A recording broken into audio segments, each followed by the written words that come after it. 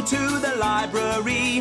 It's a place where I love to be. Look in a book, here's a story for you. Who makes stories when the day is through? Who makes stories when the day is through? Story makers, working through the night till the rising sun. Story makers, stories are fabulous, stories are fun. Rossetti Wordsworth. Jenny and Jackson, working through the night till the rising sun. Story makers, stories are fabulous, stories are fun. Come on, be a story maker. On time. That's good. Story makers.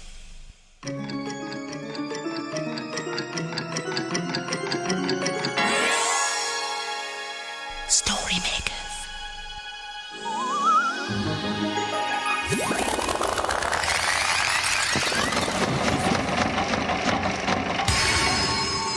Story makers. It's midnight in the library. Hello. Time for all story makers to come out.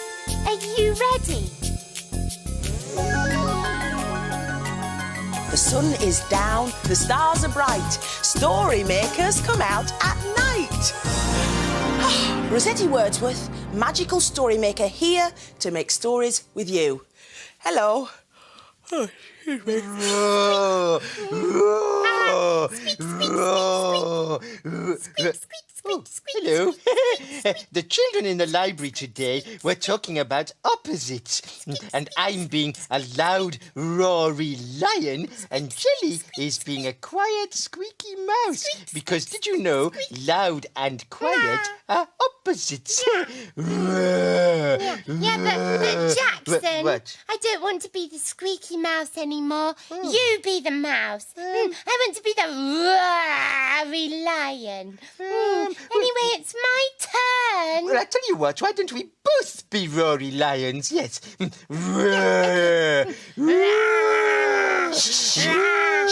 Stop, what? Jackson. I can hear something. Listen. Listen. Rossetti. Hi, Rossetti. Hi, Rosetti's teddy. Rossetti, why are you wearing slip-slops? I'm wearing my sluppers because I'm feeling sleepy. It's slippers, not sluppers. And anyway, it's time to be wide awake, not sleepy. Because Rossetti, story makers come out at night. Yeah. Yes, I'm quite aware of that, my little pink prince. But can I help it if I'm feeling tired? But it's time to make stories. But could you... What? Would you mind stop jumping and wriggling? I'm feeling quite giddy. We're really noisy. And I'm really quiet. We're feeling wide awake. And I'm feeling tired. We're really fast. And I'm really slow. Oh, It's an upside-downy, inside-outy opposites night in the library tonight. It's an upside-downy, inside-outy opposites night in the library tonight. Rossetti, perhaps you need to eat something. That might keep you awake. Oh, good idea, Green Bean. Hey, have a look in my pocket. Oh, yeah. I'm sure there must be something tasty in there.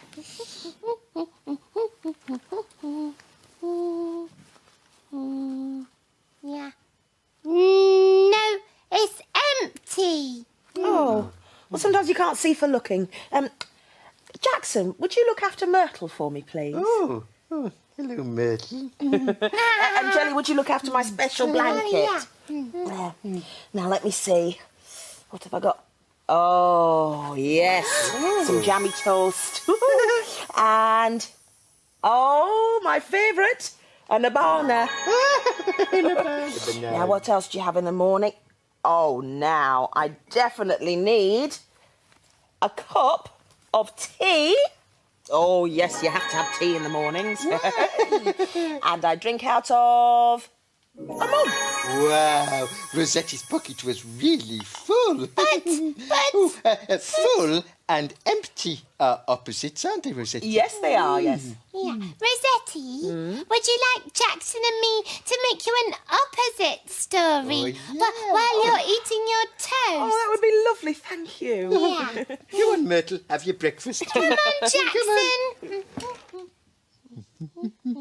Now then, you know what we need to make a story, don't you? Yeah. But Jackson, what do we put in the story machine? Oops. Rossetti, what shall we put in the machine? Oh, a slipper. Okay. We need your help with imagination.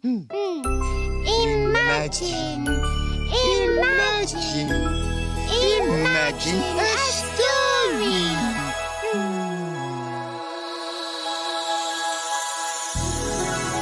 It's a playbook. And it's called Opposites. Perfect. When Ethan woke up one morning, he opened his eyes and looked, just as he always did, at his twin brother, Zach. Instead of a head at the top of the bed, Ethan saw Zach's feet. And at the bottom of the bed, where the feet should be, Zach's head.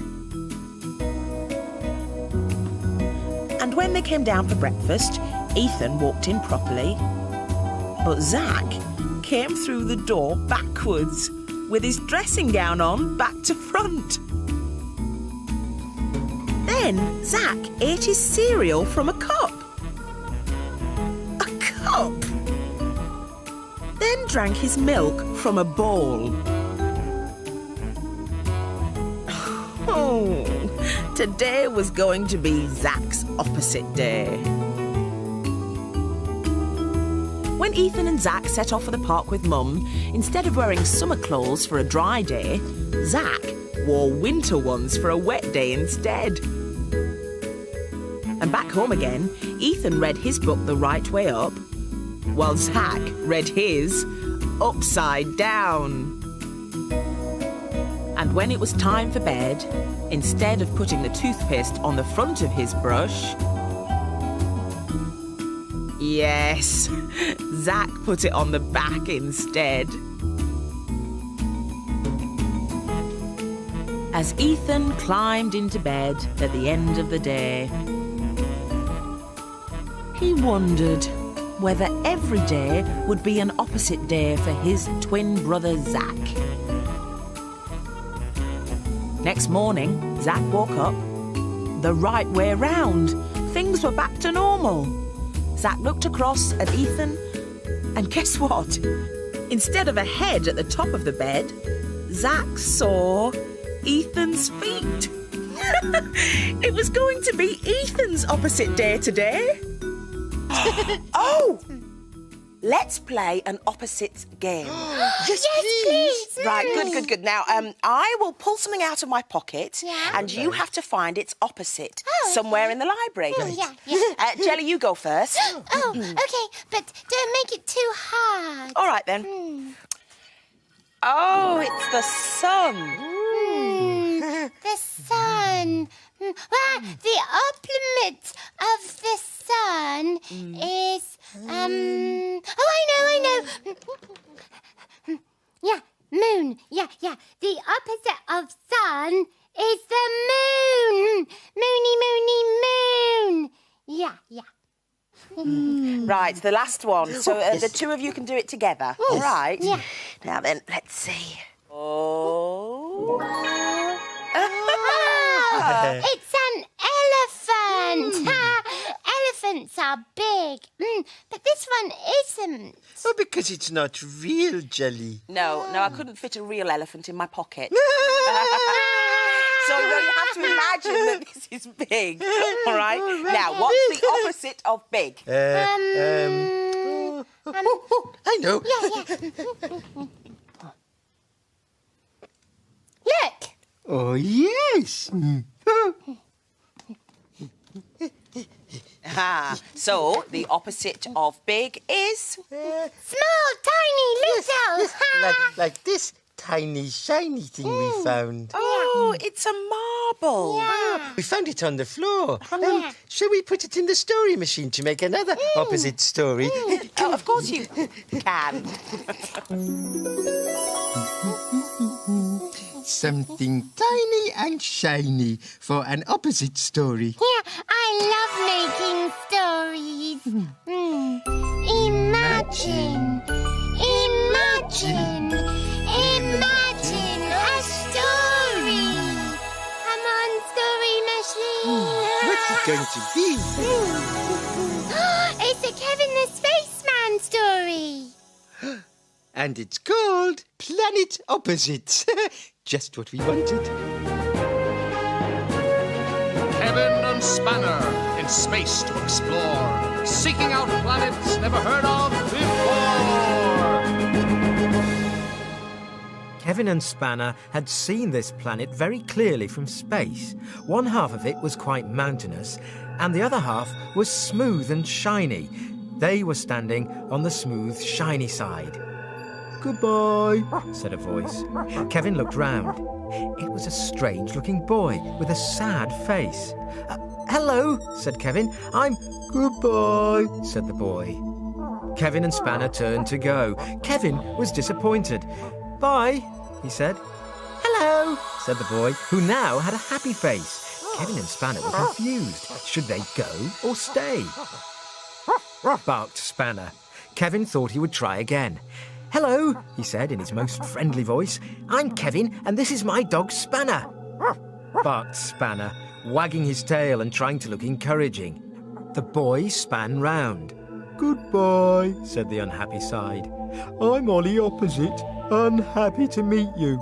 He spun round again, to the happy side. "Hello, happy to meet you," he said. Kevin smiled. What a strange planet. Where exactly are we?" asked Kevin politely. Planet opposite, said both sides of Ollie at once. Jump over here. Planet opposite. That explained it. "Please stand up," said Ollie, sitting down. "Stand up," said Kevin. "Oh, I see. The opposite of stand up is sit down. Thanks." Ollie Opposite produced a delicious-looking jam sandwich. "Would you hate something to eat?" Kevin was beginning to get the hang of this. No, thank you," said Kevin, taking one. "I hate jam sandwiches." "Oh, that's good," said Ollie, as Kevin tucked in. "Don't enjoy it." Spanner whined.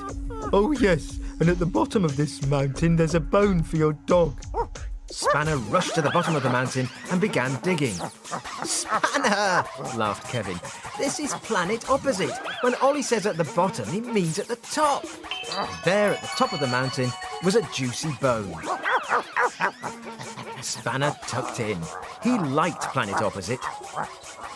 When the friends had finished their meal, it was time to go. "Hello," said Ollie. "Don't come back." Kevin hoped he would meet Ollie Opposite again. "We won't," he laughed. "Hello!" And Spanner woofed hello too.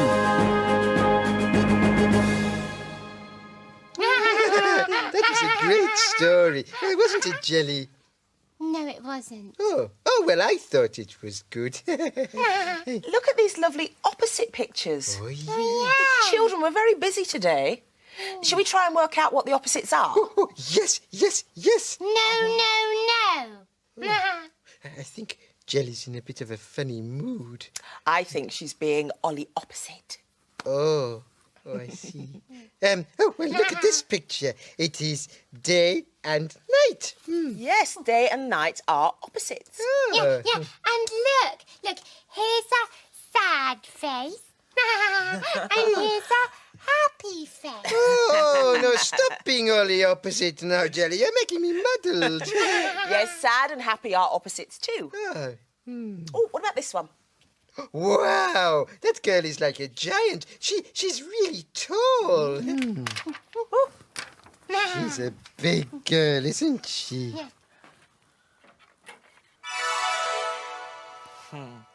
Imagine a giant as tall as the trees with great big knobbly knees.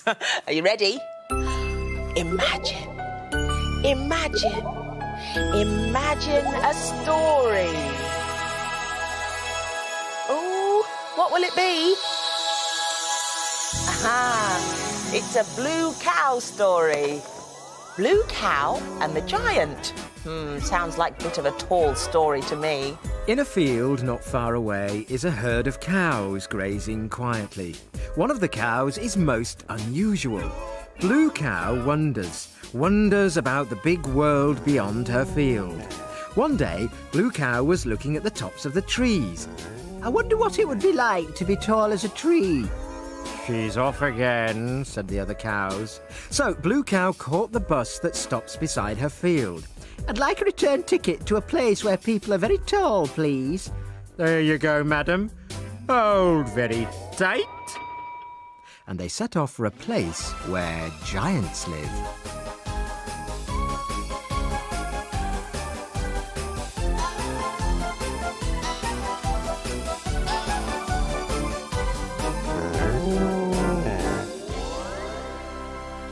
And then they arrived.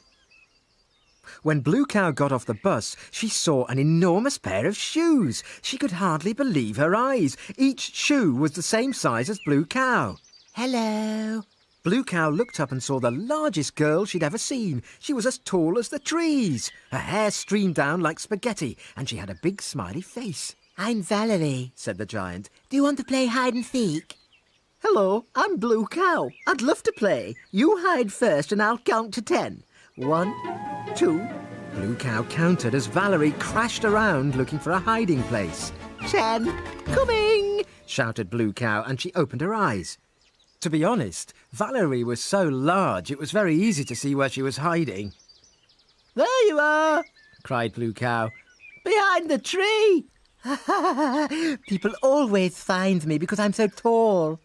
I'd like to be tall. Well, that's easily done. Here we go. And Valerie lifted Blue Cow up and placed her on top of the tree. Now you're as tall as I am, said Valerie. Oh, everything looks so small from up here, said Blue Cow. Ooh, I'm really very, very high up. She wobbled as she swayed back and forth. Do you think you could put me down now, please? Of course, said Valerie, and she put her back on the ground. Did you like being tall? Yes, thank you. But I think I'm happier being closer to the ground.